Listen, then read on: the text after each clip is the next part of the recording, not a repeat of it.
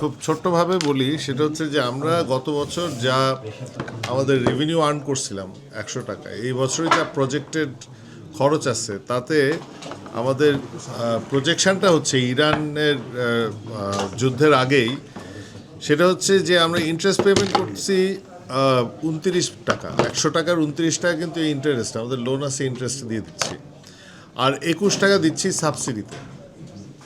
ঠিক আছে, এখন যে কাহিনীটা হতে যাচ্ছে, বিএনপি আসছে, নতুন গভর্নর আসছে, সে পাবলিককে খ্যাপাইতে চাবে না, সে ইলিসিটি রাখতে চাবে।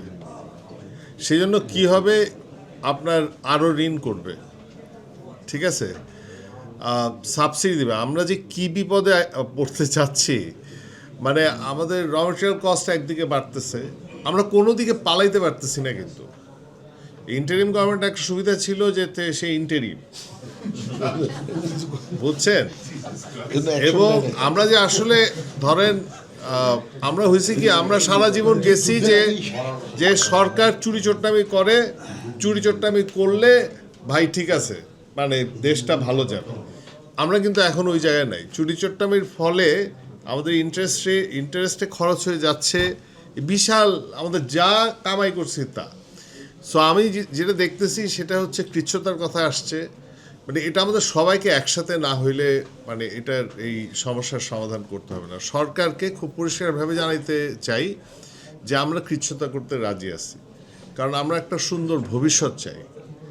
আমরা আসলে একটা র্যাশনাল ডিসিশন চাই, আমরা পলিটিক্যাল ডিসিশন চাই না।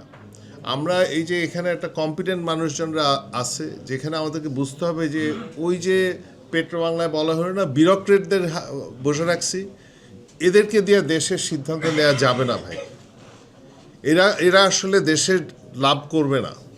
আমাদেরকে কম্পিটেন্ট সিদ্ধান্ত নিতে হবে, টাফ সিদ্ধান্ত নিতে হবে। সামনে বিপদ ভয়ঙ্কর, এমন জায়গায় আমরা আছি যে আরও সামনে গেলে এই যে আমরা সাবসিডির ইন্টারেস্ট নিয়ে যে 50% দিয়ে দিচ্ছি 100 টাকার, এটা আসলে আরও উঠে যাবে, 60-70 হয়ে যাবে। মানে আমরা এডিবির দিকে তাকাইতে পারবো না, বাইচা থাকাটাই আমাদের জন্য সমস্যা হয়ে যাবে।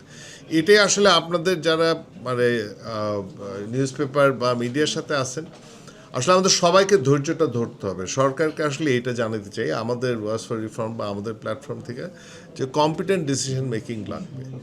এটা আমি চুরি করি না, আমি ভাই ভালো, আমি তো চেষ্টা করেছি, এটা দিয়ে দেশকে বাঁচানো যাবে না, দায়িত্বটা সবাই। সো আমার মনে হয় খুব ভালো আলোচনা হয়েছে। ধন্যবাদ সবাইকে।